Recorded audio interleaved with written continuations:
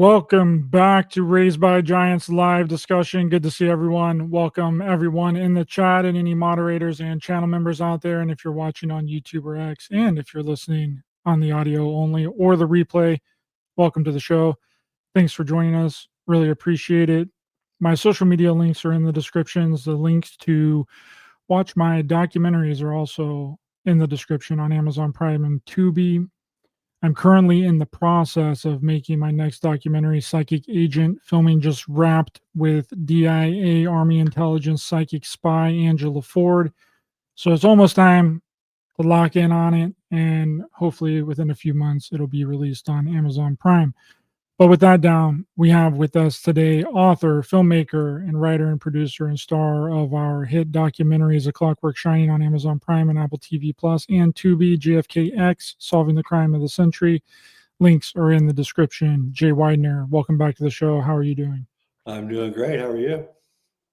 I'm doing amazing. Down on this documentary, getting it done. I just showed you some artwork.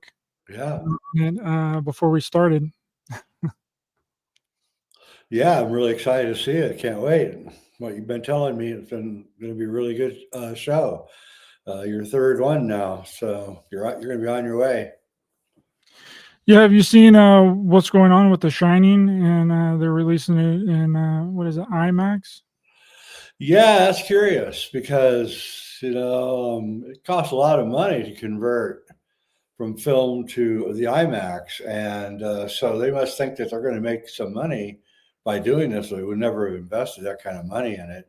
2.5-hour film converted to IMAX cost like 7 figures.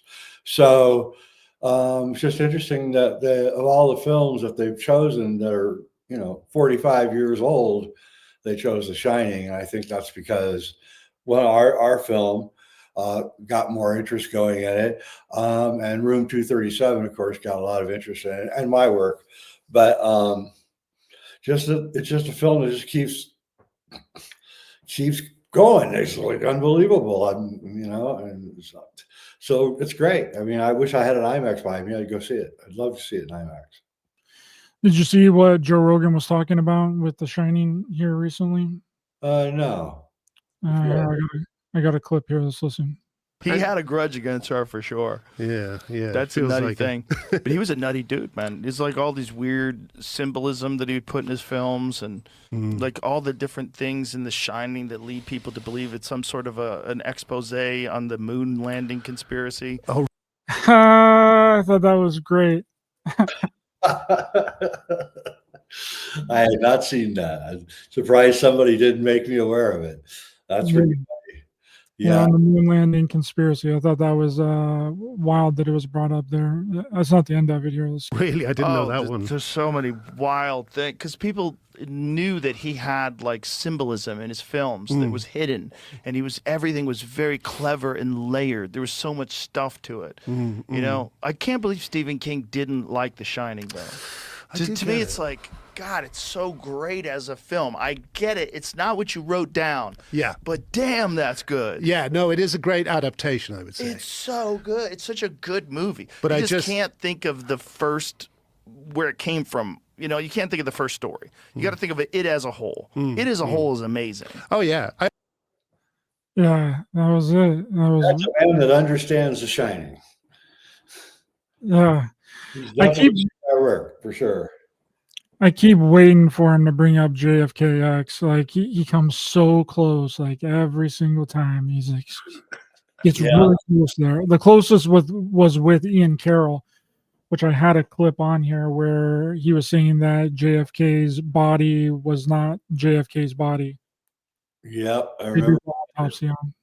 Yeah, I like Ian Carroll. I think Ian Carroll is a follower of mine too.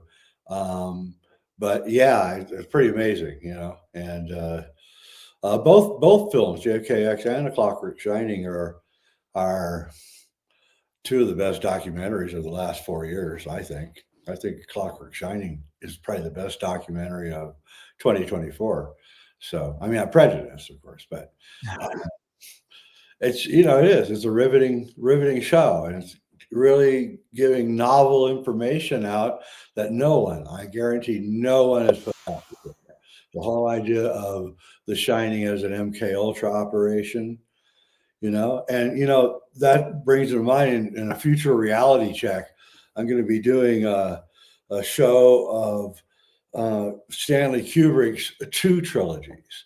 So Stanley Kubrick made 13 films. What people don't realize is that 6 of those films were in 2 separate trilogies. The first trilogy I call the Dystopian Future Trilogy, which is Doctor Strangelove, 2001: A Space Odyssey, and A Clockwork Orange. And then there's a break between that trilogy and the next trilogy, and that break is Barry Lyndon. And then he begins what I call his MK Ultra trilogy, which is The Shining, and then how the military used MK Ultra tactics to train their men in Full Metal Jacket, and then how the elites use MK Ultra to control us in the real version of Eyes Wide Shut that I believe exists, that is separate from the version that got released, which was all cut up and ruined and everything. So in my version of Eyes Wide Shut, Nicole Kidman has been taken into the cult early on in the movie. And at the orgy scene, when they're doing their ritual, there's only 11 women around the central guy, right? So there's a spot missing because there should be 13 in a coven. So there's a spot missing, has to be filled by a beautiful woman. And I'm pretty sure that the whole ceremony was to initiate Nicole Kidman as that 12th woman in the 13-person coven. And that she had a mask on and he had a mask on. And so he didn't know who she was, although I find that hard to believe.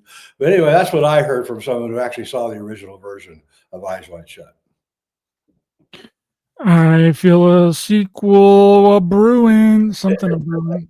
That's one of the reasons I'm doing it, forcing myself to do research into this whole new concept of Kubrick's films. There are no other trilogies. He did a bunch of disparate movies before, like Spartacus and Paths of Glory. They're all good films, but there's a sinewy connection between Doctor Strangelove, 2001, and A Clockwork Orange. This scary, weird, and dark future run by AI in 2001, and ruled by gangs in A Clockwork Orange. And then he does his break with Barry Lyndon, which was a massive failure, his only real failure, and then he comes back with what could have been an even more powerful trilogy, except that they ransacked Eyes Wide Shut and ruined it. And but in the real version, it would have been the most incredible MK Ultra series ever. It still is, but I mean, you think about the whole first act of a Full Metal Jacket is he's using MK Ultra techniques on the Marines. He's breaking them down. He's tearing them down. He's destroying them, right? And then he builds them up. Dang, Pyle, that's some pretty good shooting. He starts complimenting them at the very end as they get more and more Marine-like, or more and more robot-like, more and more mind-controlled, actually. So it'll be a good show, and I think we should do another film about it, because I got a lot of other stuff that I've kind of been holding back on about Kubrick and his films. We're definitely going to do that. Probably won't be a sequel.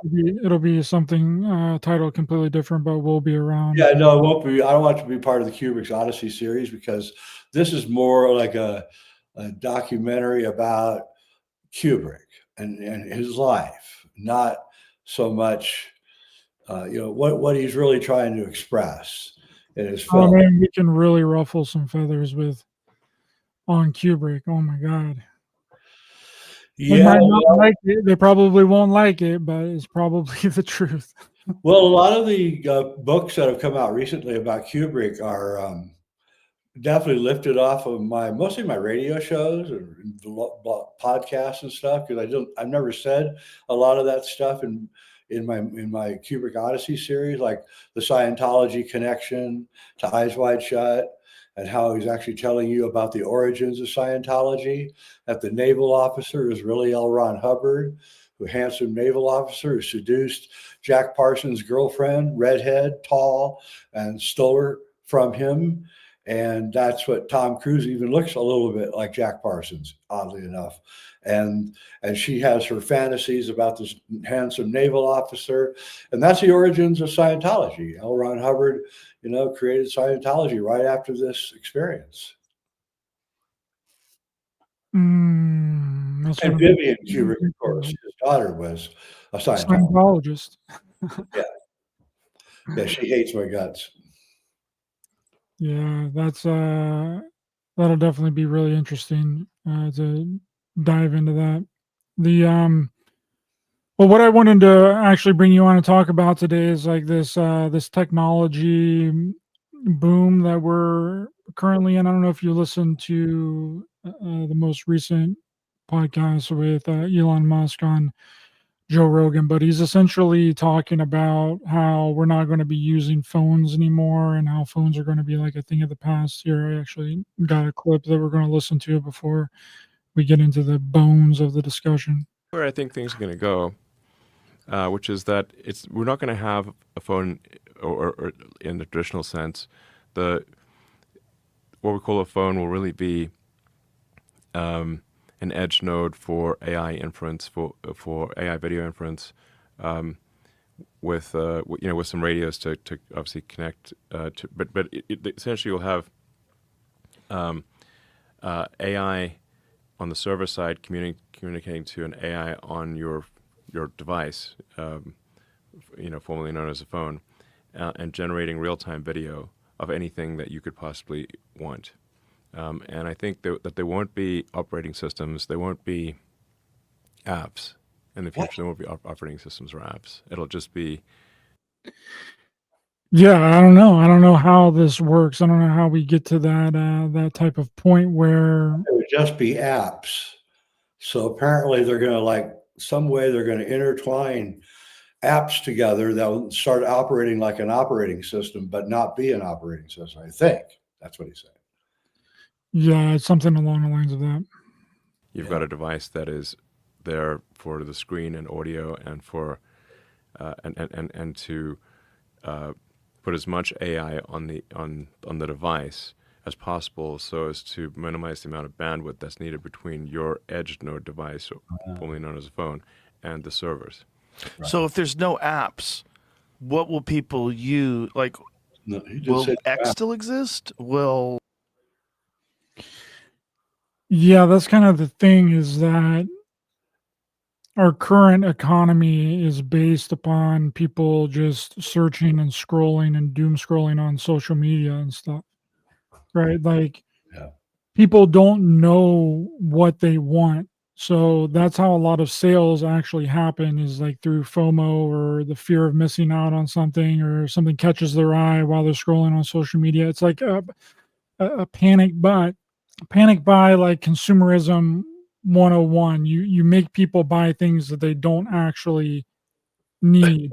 Now, what Elon is kind of describing is that's no longer going to be a thing. Like, the AI is automatically going to know what you want when you want it. But that's not currently how it's gone for the past 50 to 60 years in our economy. It's commercials, hit you with a commercial, make you think that you want something, hit you with the latest iPhone, even though you have an iPhone that already works and that is doing good. They hit you with that commercial, and then they're like, oh my God, the new iPhone is out. I got to go grab the new one, even though I got one that already works and it's the exact same model. I got to go get the newest one. It's consumerism 101. So I don't really understand how it's going to get to that point. We got a little bit more of this clip, and then we'll have a full-on discussion about it. Will they be email platforms, or will you get everything through AI? You'll get everything through AI. Everything through AI. What will be the benefit of that, as opposed to having individual apps? Whatever you can think of, or really whatever the AI can anticipate you might want, it'll show you. That's my prediction for where things end up. I'd say that's right. What kind of time frame are we talking about here? I don't know. It's probably 5 or 6 years, something like that. What? 5 or 6 years, Jay? That is very quick. That is very quick to completely change. Yeah, but that's pretty interesting. I wonder what it is. It's something that he knows about, that's for sure. Absolutely, he knows about. So it 5 or must 6 be years, apps are before. like Blockbuster Video, Pretty much. and everything's run through AI. Yeah, and there'll be most of what people consume in 5 or 6 years, maybe sooner than that, will be just AI generated content. So There it is. That is a shocking revelation. What do you think? I don't know. I don't know. This sounds a little bit manipulative here. I mean, uh, I hope the AI can, read you, right? But how do I know the AI isn't leading you, right? And besides that, half the fun of the internet is just bouncing around randomly. And who wants to have somebody decide where you go and what you do? So I don't know if that's going to work. I don't know. It The doesn't thing sound at the end there is really interesting too, how he says in 5 to 6 years, what people are going to be consuming in entertainment and music and everything online is going to be AI generated. I mean, that's what people have been saying for yeah. a really long time. I just don't really understand if it's true and that does happen and we're like 5 to 6 years out from what he's saying. I don't understand how they're going to get us to that point, because a lot of things would have to collapse and be destroyed in order for everybody to be on board with that. Well, a lot of things are going to be collapsed and destroyed over the next few years. I can tell you that. It's complete and utter destruction of many, many, many things. And, where it's headed, nobody knows. I suppose if you're a creative person, that what's coming is probably not scaring you because you know that you have the creative skills to, use it. I certainly feel that way about it, but it makes people AI is making people very unpleasant right now. They're not very happy about what's happening. The 30,000 jobs that got lost from Amazon and all of that. So AI is in a bad place right now with the public, the general public. They don't like it. They don't want it. But it's coming, and there's nothing they can do about it. Bill Gates, after telling us that the climate was being destroyed for 25 straight years, suddenly comes out and says that it isn't being destroyed. And you say, well, what happened, Bill? Like, what made you change your mind? And then you realize, oh, I know what it was. He's building data centers that are going to use up tons and tons of energy. So now he has to be for using up energy if he's going to have a data center. So you either need nuclear power plants or, water going over a waterfall or gasoline or coal, right? You can't generate electricity without those things. And so everybody in Silicon Valley is now pulling back from all their climate hysteria. All of them are, because they know they need these data centers for AI. So the AI has changed their stance and made them become more realistic about exactly what we're doing here. And, when you're an average person and you see, 30,000, 120,000 layoffs in the last few weeks, and they're all attributed to AI. And then you see your electricity bill going up because the AI is juicing out everybody. You're not going to be very happy about it. And so AI is going through a bad place right now. And then Sam Altman comes out and asks that the government subsidize his company. He's like, what the hell? First, you start out as a nonprofit, and then you suddenly overnight you go from a nonprofit to a profit, and now you're asking for government subsidies. It's like, that's no way to win a friend, I'll tell you. There's no way. And he's a shady dude anyway, with his the death of one of his assistants. And so uh, these AI titans are trying to take over the world and remake it in their own image.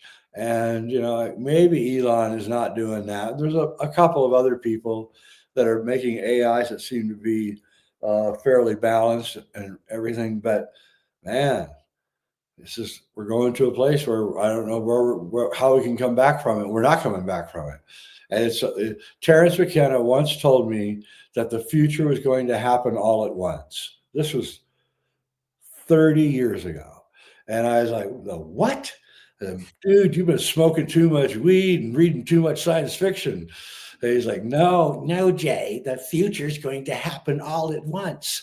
You don't understand.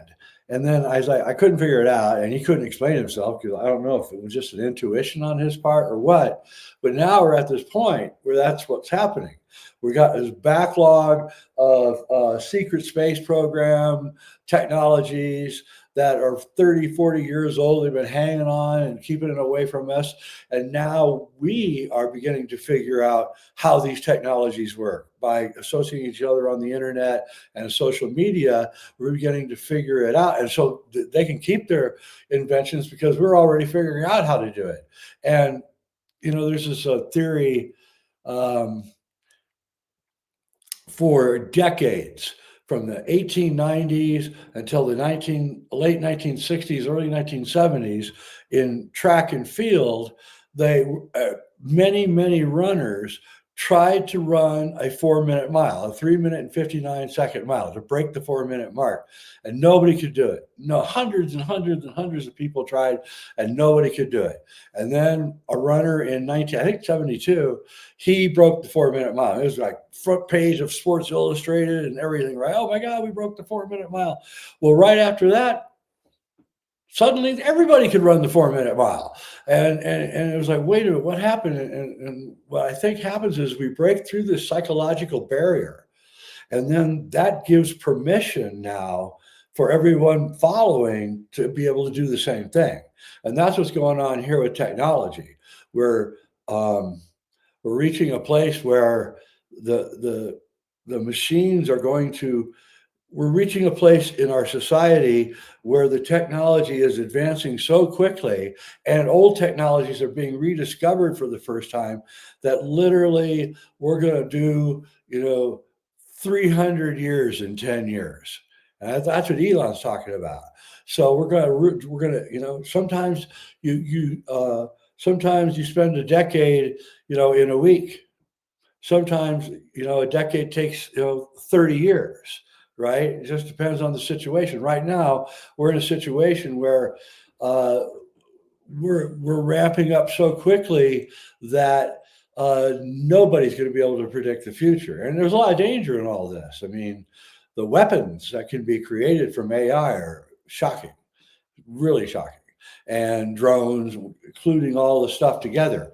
And so the human race is either going to have to mature and realize that we can't, if we're going to play with these toys, then we have to play with them as adults and not as irresponsible children. And that's a big step because anyone will be able to get a hold of this stuff very soon, from poorest Africa to the Arab countries and everything. So there's no way out of this. And there's all these intellectuals in the AI world calling for a moratorium on AI development. And it's not a bad idea, but it's not going to work because they're all in competition with each other. Who's going to stop now? And if we stop, China will keep going. So there's no way back from the precipice that we're going towards. And, I just hope that, the human race has enough maturity to pull through the squeeze point that we're going through, the time where the future is happening all at once. Now until, I'd say, another 10 years, maybe he's right. Maybe it's 6 years. I don't know. He knows more than I do.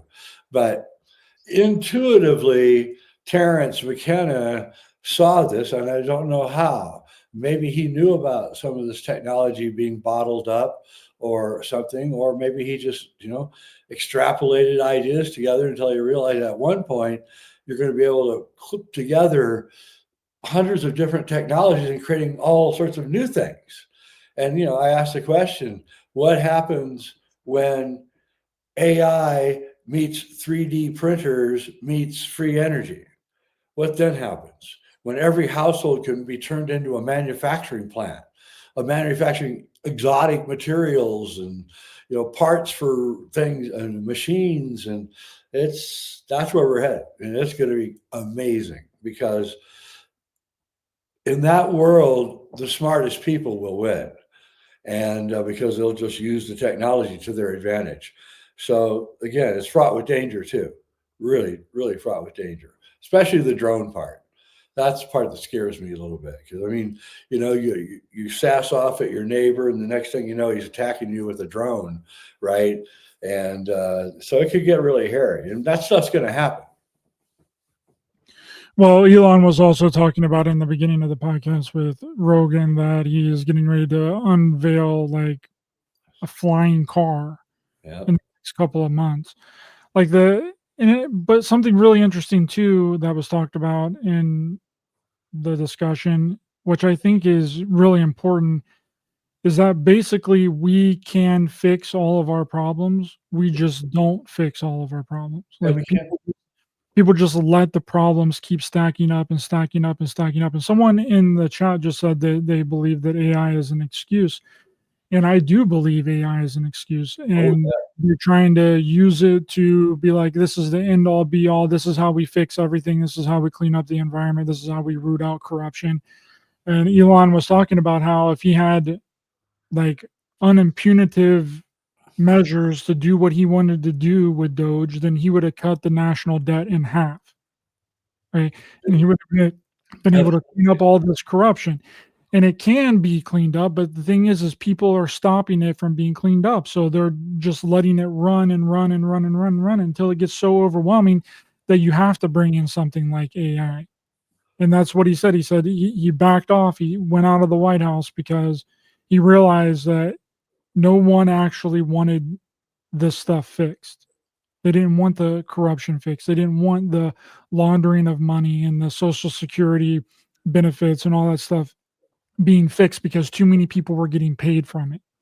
They were getting paid out of all the corruption.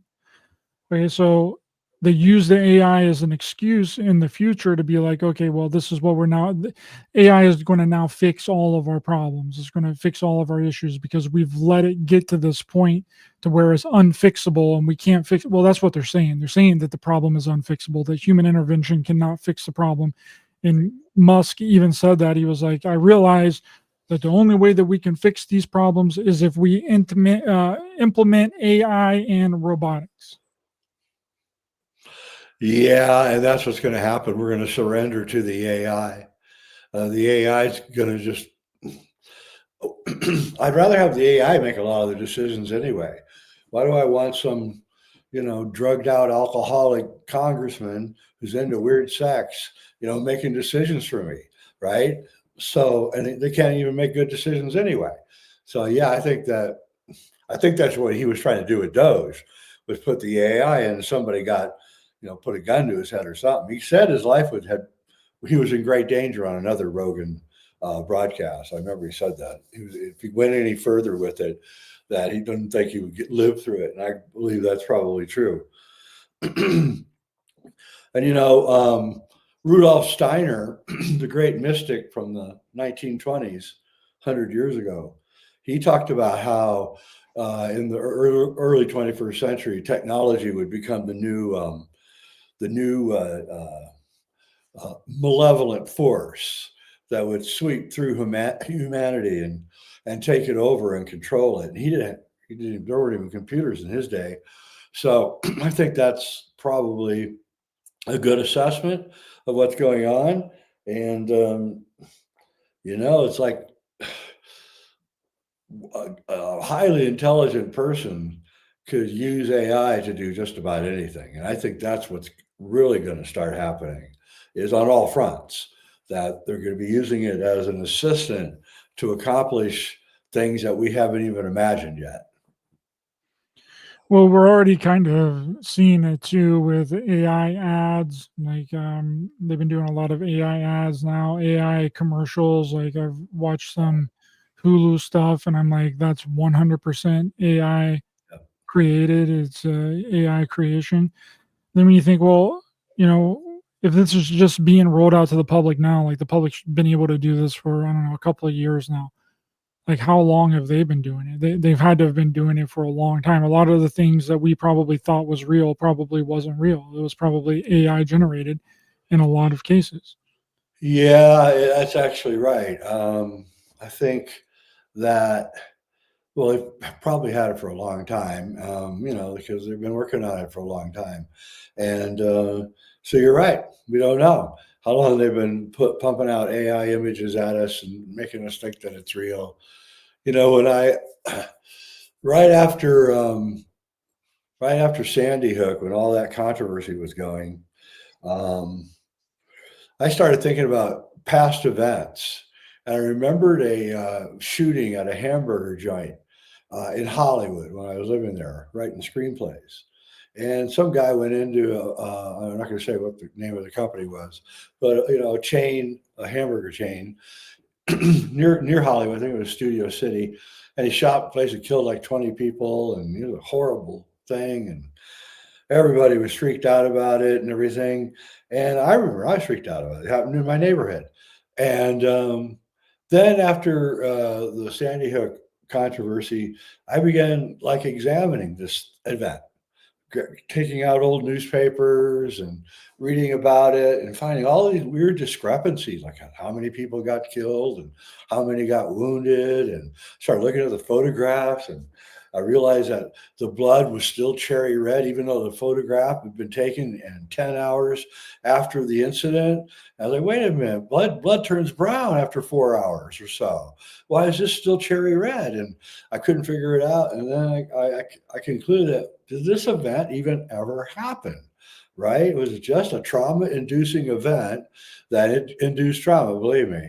And then it just kind of got wiped off the thing. And the guy that did it, he got killed, so he's gone.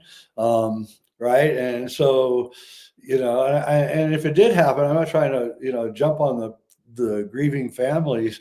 I'm just questioning whether it happened. And now so I question a lot of things. But yeah, once you introduce AI, all bets are off. I mean, some of these AI generated videos are pretty astonishing. Well, that's the thing, is that something doesn't need to be real in order for someone to believe it. And another way that they do this too is that they release let's say that there's like a scandal. You already know this, but I'm speaking to the choir here. But let's say that there's a scandal and somebody powerful doesn't want that scandal to come out. Okay, so then what they do is they create an entirely fake story, and then that fake story gets exposed, and then the real one gets brushed up underneath the rug. Because if the real one comes out and people start talking about the real one, instead they talk about the fake one, and then no one will believe the real one. Yeah, and that's kind of they didn't use AI in the Charlie deal, but they clearly created, whoever did it. It had to be a highly sophisticated operation. They clearly had weird plants in the crowd doing weird stuff, so that everyone who was watching any videos would be completely distracted by all the weird stuff that's going on. And and there's a lot of weird stuff going on in that thing. And every day it gets weirder. In fact, just today I heard something that's just like, what, and that can't be explained. And I'd like to know if there's anybody who's actually going to be doing a documentary or writing a book about this, because somebody needs to straighten out the spaghetti. It's just really confusing. Well, the only person that seems to be doing anything about it is Candace Owens, which we're lucky to have her, which is so weird too, Jay. It's like, out of everybody that was supposedly friends with Charlie Kirk, all the people that admired him, all of his best friends, the high ups at his company, Turning Point, nobody is digging in any further than the surface level. It's only Candace Owens. Yeah, That's it. she's being called Satan and the devil, and Ben Shapiro said she's one of the most evil people on earth. It's like, wait a minute, Ben, why are you saying that? You sound very guilty, Ben. And they don't want you to look at it at all. And they're raking her over the coals. She's the number one podcast in the world now. And I think she's like Joan of Arc. To me, she's like a reincarnation of Joan of Arc. She's like a young woman who's just friggin' had it. And she's like, that's it, I'm done. Right. And then these,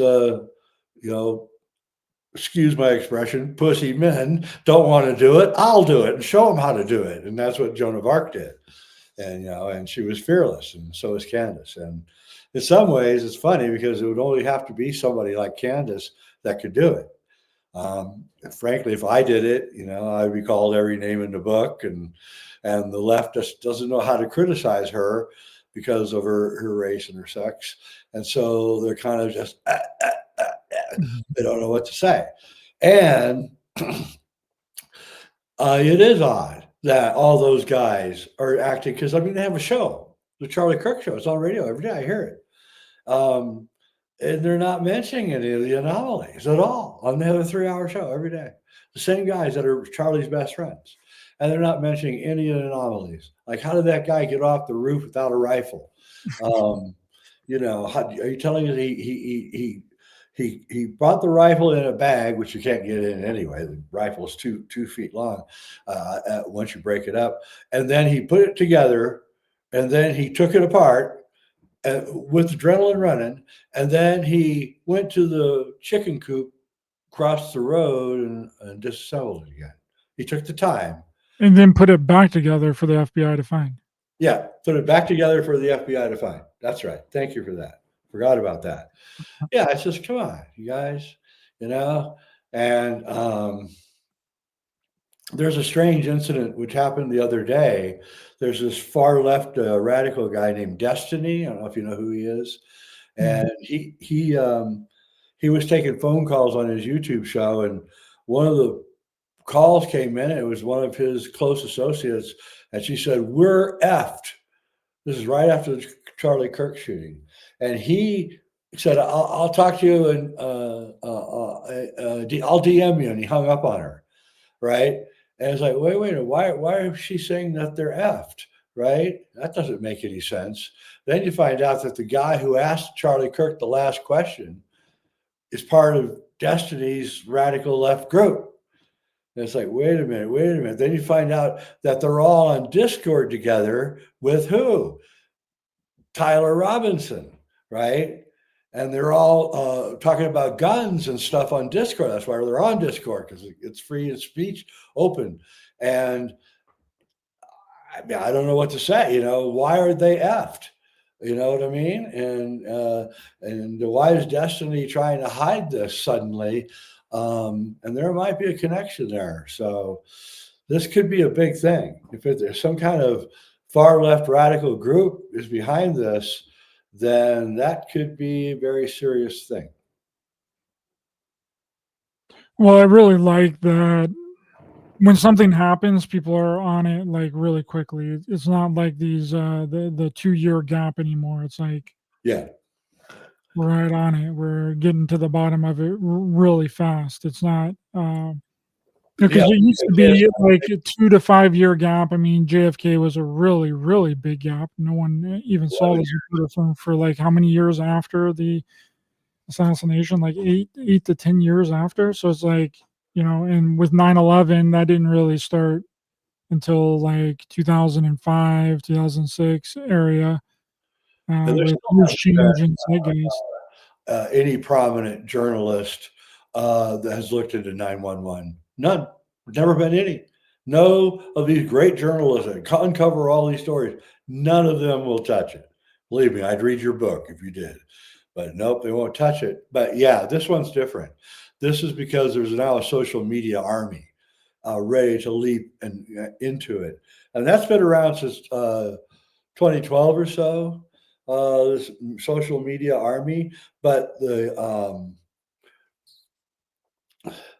the cascade of thought is now ahead of the game. In other words, this group of people, they're almost out in front of them now, and anticipating what's going to happen next. And that's going to drive them crazy. So I predict that there's going to be some kind of event coming soon that's going to shut down all the loose talk that's going on right now. I really do. And they've kind of, it'll be the same people behind JFK and 9/11 and Charlie, and it's all the same people. And they're getting shoved into a corner at the moment. And I don't know where it's going to happen, where it's going to lay, but they've got to answer a lot of questions. The FBI does. And if they don't in their report, it's not going to go good for them. Well, distrust has been brewing for a really long time around government and around government agencies. So it's been there in the background brewing, and I it's think they should get rid of the FBI. I don't think, if you actually look into the origins of the FBI, it's complete BS. If one guy back in the 1920s decided that we needed to have a federal bureau of investigation for interstate crimes, and I don't even think it even got passed by Congress. I think he started it. He just took some money out of the Congress and started up his own little bureau, and then pretty soon J. Edgar Hoover came in, and the whole thing just became part of the operation for law enforcement in the country. But there's so many other agencies that can investigate things. Why do we need to have an FBI? I just don't know. We have so many law enforcement agencies in the government that it seems like they could handle anything.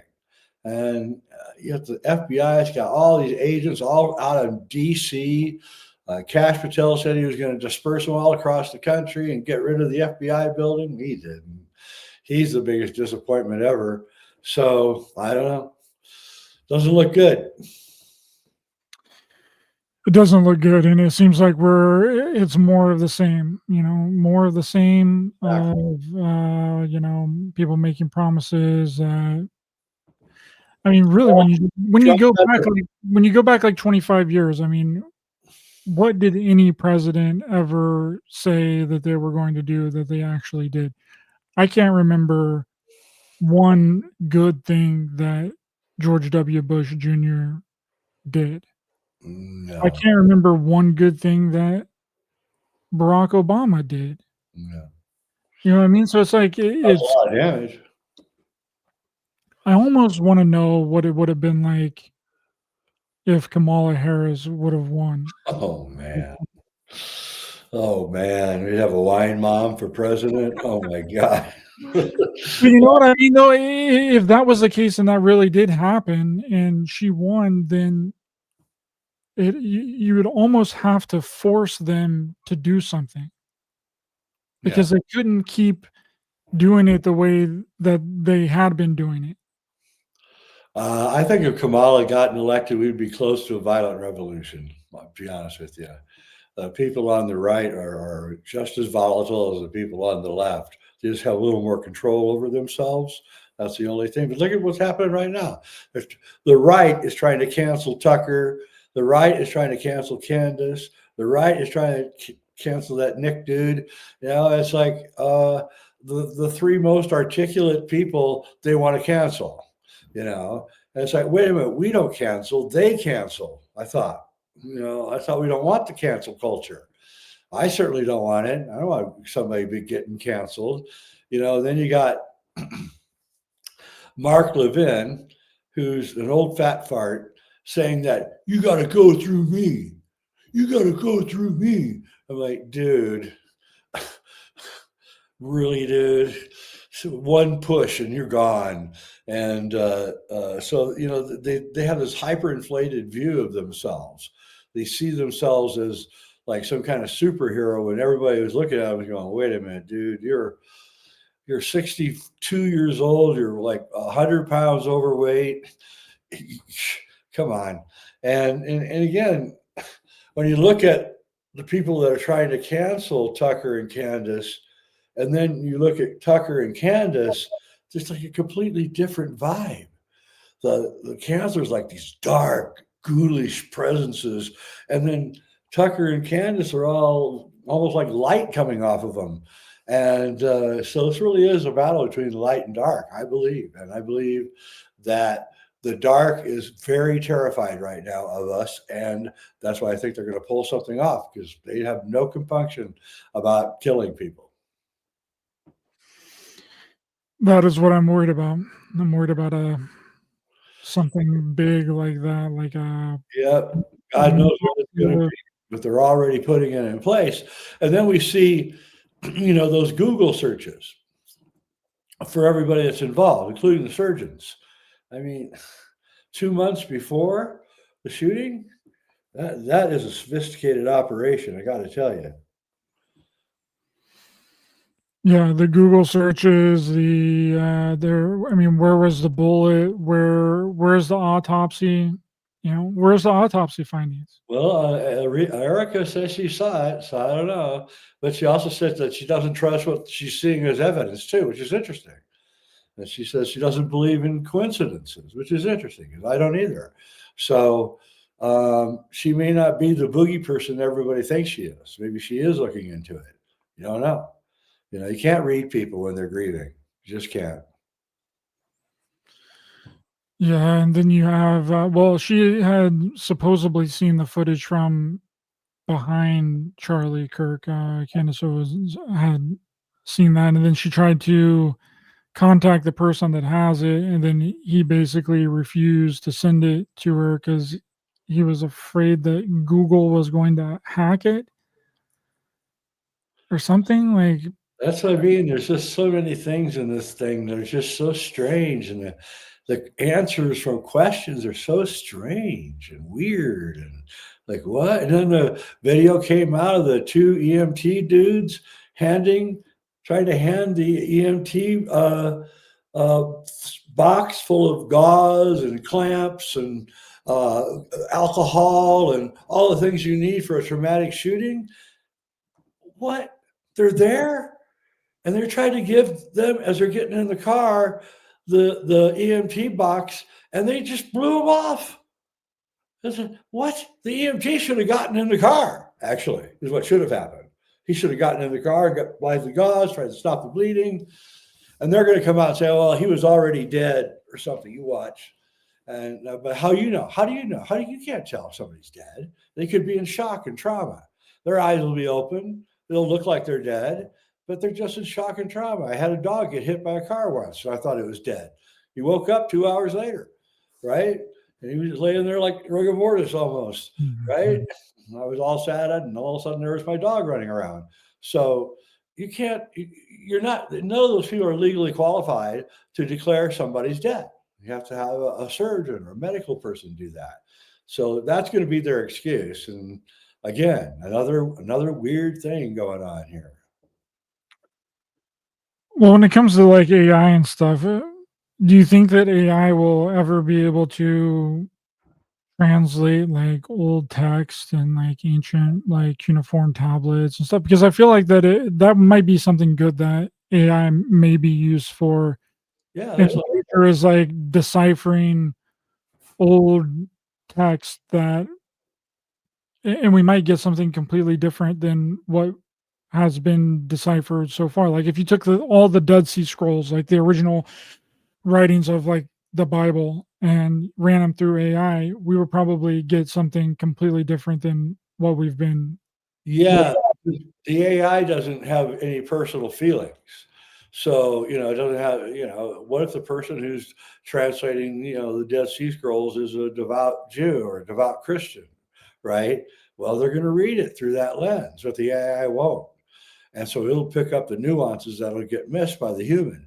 That's what's going on in Aruda, which is a Babylonian city in Iraq, ancient Babylonian city.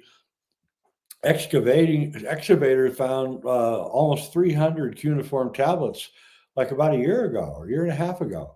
And these were really high quality. I mean, they've been preserved and they're really high quality. And so they brought a bunch of translators in. This female doctor was the head of the translation.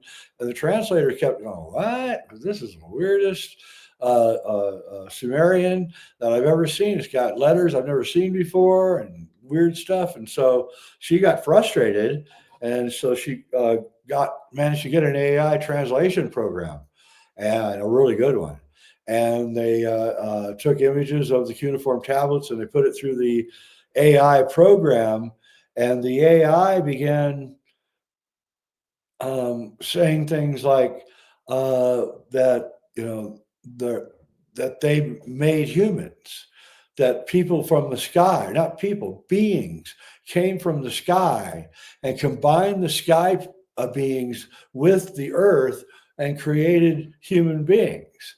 And they created 4 types of human beings: the knower, the builder, the warrior, and the healer. And that these 4 types of human beings should never be intermixed. That would ruin the entire thing, because each one has to be separate.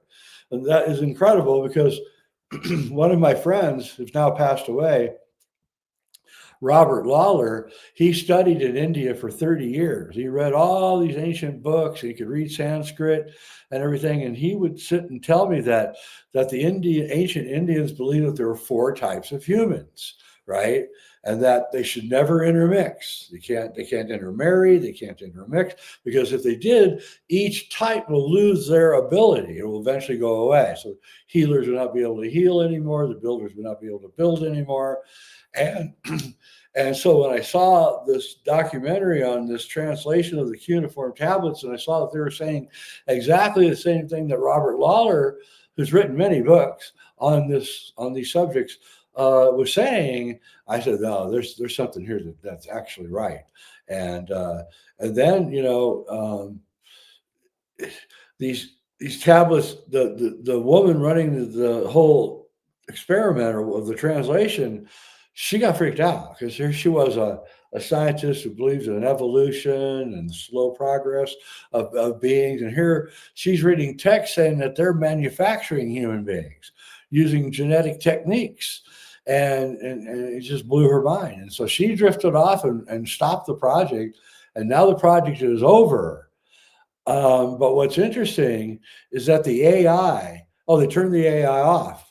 But before they turned the AI off, it began sending the translations that it had out to other AI computers around the world. And so it preserved all the translations. So somehow the AI knew that it was in danger. It knew 2 things. It knew that it was dealing with some of the most important information ever discovered. Okay. And then 2, that it was so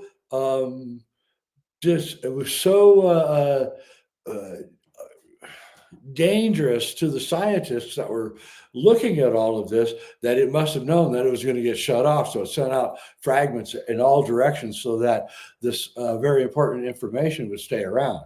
And it is important information, and it confirms, what Sumerian scholars like Zacharias Sitchin have been saying for years, that what they read in the cuneiform tablets was just this, that the Anunnaki, whoever the Anunnaki are, came here and created us. And,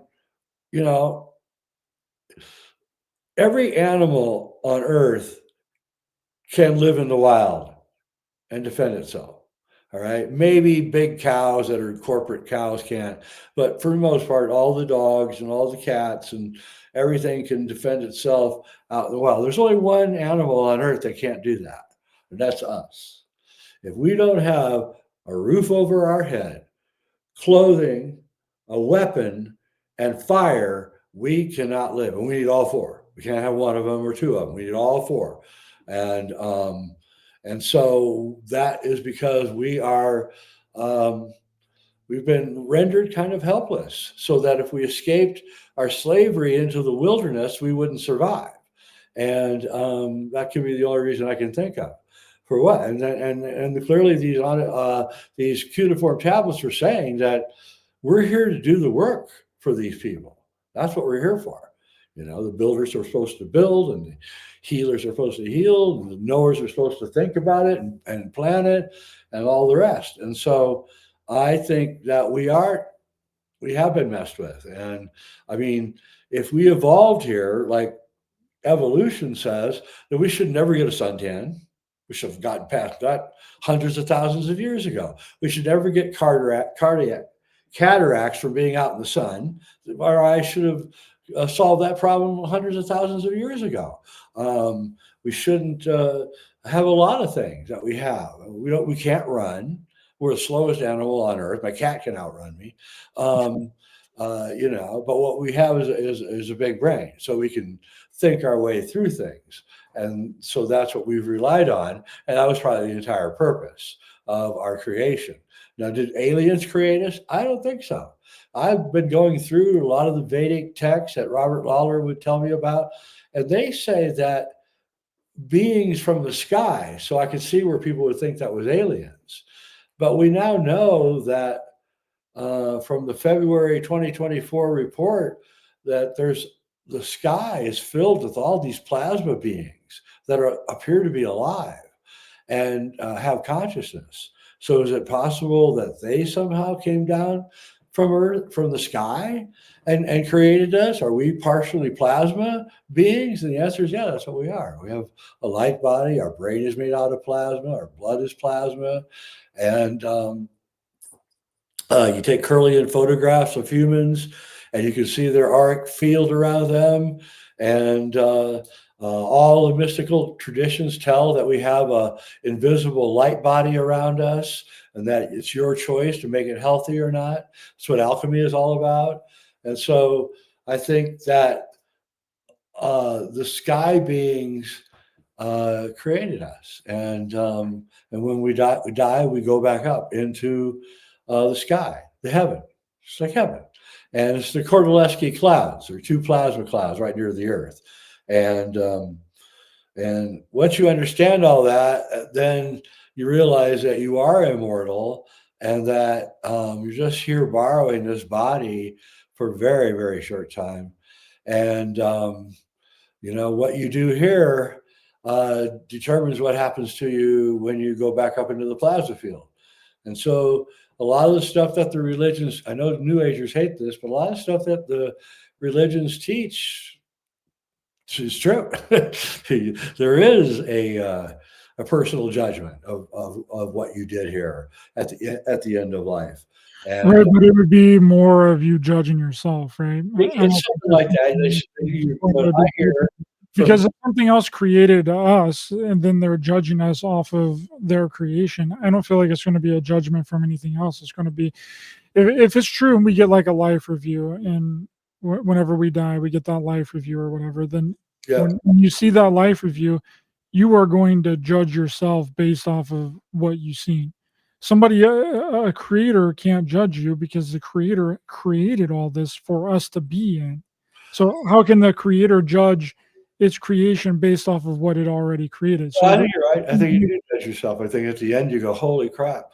The Egyptians say that when you die, they weigh your soul. And if your soul's lighter than a feather, you get to go back up into the heavens. And if your soul is heavier than the feather, then you go back down into the gravitational well and start all over again. And I think there's a lot of truth to that. I think you watch it and you say, oh my God, I shouldn't have done that. I shouldn't have done that, and it's probably quite an embarrassing experience with the life review. And because, you did a lot of dumb stuff, especially when you're young. And, but yeah, I think you do. I think you judge yourself. And, try not to hurt people, and try not to hurt animals, and try to do your best to be honest, and help everybody that you can, and that'll go a long way for your afterlife experience, and that'll make your past life regression experience a much more pleasant experience. Daniel Brinkley, the guy that's written all these books on near-death experiences, is a good friend of mine, and when he goes to conferences, he just sits there and he hugs everybody. He's like 6'5". He's like you. He's a huge guy. And he's hug everybody, and everybody's head comes up to here, right? Even me, right? Big bear guy. And one time I asked him, I said, Dan, why you hug everybody? And he said, well, I was in Vietnam and I did a lot of really bad stuff. So I figure I got to do a lot of really, really good stuff so that when my life review comes, I can at least have some good stuff in there. And I think that's actually right. I think, you get caught up in a bad situation where you have to do harm to somebody, then you have to like kind of make up for it in the rest of your life. It's just the way it is. It's the balance of life. And, a lot of people don't like to hear it. Man, I don't care. Well, the problem with religion is people use religion as an excuse to be good, right? When you should just be a good person, regardless if you are a Christian or if you're a Muslim or whatever religion that you subscribe to. You should just try and be a good person. It doesn't matter what you think that is going on or what you're going to do in the afterlife. You should just be a good person. I don't need to pray every single day to a God outside of myself to be a good person. I don't need to read the Bible to be a good person. I don't need to read the Quran to be a good person. But a lot of people think that those are the only ways to be a good person is to be religious and to take on that religious ideology when that's not true at all. I mean, there's some people that are like, well, if I didn't have the Bible and I wasn't a devout follower of Jesus, then I don't know, I would just kill people. Like, what? So you're using religion to the way that this the only thing that's keeping you from killing people? You're just not a good person, bro. Yeah, it's funny because the slogan "losing my religion," that's actually a Southern phrase, and it means if you keep doing what you're doing, I'm going to lose my temper, right? As if to say that the only thing stopping him from having a bad temper was his religion, right? And that's where that phrase comes from. And yeah, you're right. I'm not a churchy guy. I grew up a Catholic and not really interested in it at all. I had to hear it all my life. I went to Catholic school and I heard it all and I know it all. And it's all very interesting. I don't subscribe to their version of what happened with Jesus, but and I don't mind other religions. You can do practice all you want. I'm a Taoist, I just do practices, physical practices and breathing exercises. And yeah, and try to be a good person every day. Try to do the right thing every day. Try to help people that need help, and and it all comes to pay back. And I truly believe in the laws of karma. And just look at Corey Good if you don't believe in the laws of karma. So I think again, you do something bad, it's going to come back and get you. If not in this life, then in the afterlife or in the next life. And I know these are things a lot of people don't want to hear because they don't want to think that there's going to be some kind of karmic payoff for the bad things they did, but there is. Sorry. If anybody has any questions, please put them in all caps and put a question mark at the end of it. We'll have time for about 3 or 4 questions for Jay or for myself toward the end of the video. And I have something really interesting too. It's like, see, I don't believe in the crucifixion. I think that the crucifixion was nonsense. I think it was invented by the Roman Catholic Church to to take a deity from the pagans and then turn it into something else to get everybody on the same page, to convert people and take their gods that they already believed in and subvert it and create their own religion based upon it. And there's a lot of proof of that. The crucifixion never happened. Now, that doesn't mean that somebody named Jesus didn't exist. I mean, he could have. I mean, we know it wasn't really his name, Jesus. It's impossible for anybody 2,000 years ago to be named Jesus, and that No J. The letter J didn't exist. yeah, and vowels were invented and all that. But I mean, it is possible that there was a figure that is like that's being described. I mean, it goes back thousands of years before Christianity ever existed. The same type of archetype of character has been around for Manly thousands. Hall, Manly Hall, in his book, Mystery of All Ages, shows you there's been at least 17 crucified gods, including Krishna, by the way. And he lists them all in the book. You can see them all. And Jordan Maxwell used to say to me that while it's true that Rome crucified like everybody, he said that what they're really doing is all alchemical symbolism. All right, the cross is a alchemical symbol for the division and the crossing of two powers, and uh, uh, sitting in a cave and turning into a light body. That's an alchemy. That's an alchemical tradition. So I hadn't read the New Testament in 30 years. And then one day, about 5 years ago, someone was talking to one of my friends who's an alchemist, and he said, "When was the last time you read the New Testament?" I said, 30 years. He goes, "Why don't you read it again? You might find it interesting now that you know what you know." I read it and I said, "This isn't a book about a crucified savior. This is a book about a guy who probably traveled to India and learned the light body techniques that we know exists. And he came back and he taught it. That's all. That's what he taught." And that's what I got from the book. And that the whole crucifixion is an alchemical thing. It's how you vitrify the thing you're working on, and then going into the dark cave for 3 days and nights. That's how the process grows and gets bigger, and then he comes out and he's shining light. Well, he became a light body while he was in there. That's what it's saying, and the Catholic Church knows this. By the way, I've got absolute proof. Immortality Key. It's a great book. He shows you the Catholic Church sent priests to Tibet and India to see if this light body tradition is real. And they came back and said, yeah, it's real. So that's what I view Jesus as, is just a guy who learned an ancient tradition that, alchemists have been talking about for centuries. It's not really that big a thing, although maybe at that time in the West, in the Mediterranean area, that was a big thing. Maybe it was just in Tibet and India that they were doing it. Maybe he was one of the first people to bring over this tradition from the East. That could be, I don't know. But I believe that's what happened here. And I believe it's a complete, utter misreading of everything. They couldn't have done a worse misreading, especially at the Council of Constantine in 320 AD, where they rewrote the Bible. They threw everything out that was decent,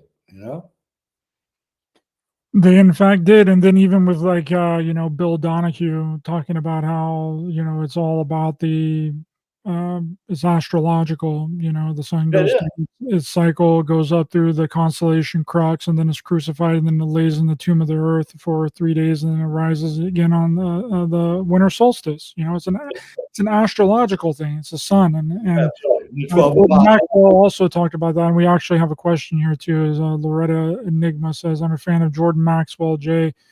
He was for real, right? Some people imply that he was a plant or something like that." Well, if he was a plant, man, he was the poorest plant I ever met. That guy had nothing. He didn't have a car, didn't have an apartment, didn't have any clothes. He had three pairs of clothing that he wore. He was definitely real. He was one of the sweetest people I've ever known in my whole life. I got to be honest with you. And I got a phone call. I've been working at Gaia for a couple of years. I got a phone call from somebody, and they said, "Oh man, Jordan's in bad shape, man. He's really ill and he doesn't have any money. He's starving to death." And so I went to my bosses at Gaia and said, "I want to do a show with Jordan Maxwell so we can get him some money." And so we flew him out to Colorado. We put him up in an apartment for almost a year. And every night I got to go over to Jordan's apartment and talk to him for hours and hours and look at his slideshows. And it was just one of the most memorable experiences of my whole life. And so, no, I know people, and I understand why you think he might be an agent. I confronted him a couple of times. And no, he came out clean. And so, no, don't think so. If he is, he's the poorest guy I ever known who worked for the government. Yeah, I was fortunate enough to meet him at UFO MegaCon like 4 years ago or 5 years ago. But he wasn't doing well then, so probably didn't remember who it was. Yeah, he was starting to go by then. Yeah. No, he's a great guy. I learned a lot. One of the weirdest stories that he ever told me was because he came from Chicago. He's actually Italian. That's not his real name. And he said that he knew this cop in Chicago who was walking down the sidewalk one day on doing his beat, and he heard like the air above him. Oh, he's right next to a construction. They're building a high rise. And he heard like something cutting through the air above him. So he looked up and he saw a construction worker with a hard hat falling through the air, right? And he's like, oh, wow. And the guy hit the concrete on his feet. This is what the cop said. The guy hit the concrete on his feet, looked at the cop and said, I just really screwed up. And then he said his whole body just fell apart. And it's like, whoa, I wonder what that was about. And my theory is that he saw the guy's spirit, right? Say, I really screwed up. And then he saw the body collapsed onto the concrete. That's my theory. I don't know. But Jordan used to have stories like that, the weirdest stories. What? No way. But he was a great storyteller, really great guy. Do you think that things are shown to us like that for like specific people? Like specific people get those kinds of experiences in their life? Yeah, I do, because I tell you what, one time I was working for a big corporation and I was doing something really expensive and I was in charge of the project. And somebody from another department came in and wanted to talk to the people that I was working with on this project. And I said, yeah, I can spend 5 minutes talking. I got something else. I'll come back in 5 minutes. So I came back in 5 minutes, and this person from another department had completely talked this person into doing the project completely differently than we had already agreed on, right? And so it took like me 45 minutes to untangle it. I had 7 workers sitting around waiting for me to give them orders. I had to untangle this whole situation. And so I decided I did untangle it. So I took the person that was from the other department out quietly out into a hallway, because I don't want to make a ruckus in front of them and embarrass anybody, right? This is a woman. I took her out in a quiet place in the hallway. I said, listen, you can't do that. You just cost the company like $4,000 in lost labor time, and you can't do that. You can never do that again. So okay, and in that split second, and I mean it was 100th of a second, her face contorted and distorted and turned into a demonic face. I mean, completely demonic. And I saw it. She saw that I saw it. And I started taking steps backwards. Like, what the heck? Right. And that's when I came to realize that, yeah, you're meant to see some things, and only in split moments. And they're all meant for you, I guess. Anyway, I became a firm believer in demons after that. Whew, absolutely. Absolutely, I would. I've seen something kind of similar, but it was from farther away. I had walked into this auto mechanic place in New Mexico a long time ago, and this guy was sitting there, and he was like, "You look like he was really fat. You look like he was like really big. Like he was had a big old stomach, and he had like a fat face, but it was from a distance, right?" Yeah. And I was like, "Hey, can I get my automobile worked on or whatever?" It's kind of broken down. It's smoking or whatever. And then took about 10 minutes. I was waiting outside for him to walk out. And the person that walked out was there was only one guy in there. Okay. Just one guy. That was it. It was just this little shop. There was only one dude in there. The guy that walked out was a super skinny, runny, like looking dude. And I was like, what was that? Whoa. It was so weird, so strange. But again, it was like a really different. The lights were kind of dim and stuff, but maybe I just seen him as something completely different. But it didn't look like the same person. It was weird. Yeah, what I saw, it was very similar to the way that they showed the demons in The Devil's Advocate with Keanu Reeves and Al Pacino. There would just be this little flash that they would accidentally let down their guard for a moment, and you could see it, and then it would come back. And it's hilarious. I got a fly on the camera here. It's hilarious. And so yeah, and I'll say one more thing about demons. I was watching in 2018, I was watching Alex Jones interviewing a guy who was teaching you how to recognize demons. And I was watching, I was going, well, if this is all real, get out of there. If this is all real, then this show can't go on because the demons will stop it, right? Sure as hell, 2 weeks later, Alex Jones got driven off the air for years, actually. And I was like, whoa, ay. So, and you interviewed Jerry, what's his name? Marzinski, yeah. Yeah. So he actually talked to one, remember? Talked Yes. to one in the psychiatric hospital and said, oh, why do you do this to this poor guy? He goes, this guy believes everything I say. I mean, I say the weirdest stuff and he believes it. I can't believe it. And, then you look at people who, channel and they believe everything that the channel thing is telling them, and it's almost always wrong and they don't ever see it. So, yeah, the demon thing is real. We got one more question, and then we're going to wrap up for today. Jay, Lakeside Laura wants to know your theory on 3AI Atlas. Well, I've got a very different theory. I believe that it's a gigantic plasma entity and that it is intelligent and that it goes from sun to sun, sucking up the plasma energy like filling up your gasoline tank. And I think that's what we're witnessing here. And I think it's curious about us and the solar system. And it's flying by Mars and it's flying by Jupiter. And, so I think that's what I think it is. And I think the scientists don't know, can't get their head wrapped around the idea that there might be giant intelligent plasma entities in outer space. And I think there are. I think there's many of them. I think there's just one of them. So I don't even believe it's solid.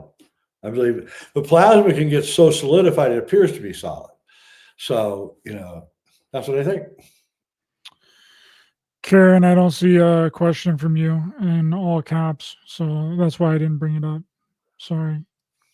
Yeah, Jay, let people know what you're working on, what's next for you, and what you got going on.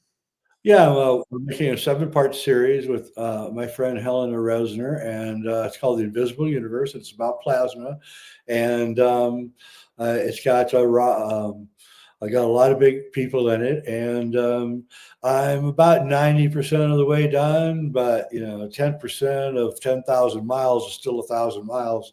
So it's going to take me till, I would say, especially if I break for JFKX2, which I am, probably end of March, I'll be done with it, and then I can get it put out and make my money back because it's cost me a lot of money so far, and I ain't getting anything back.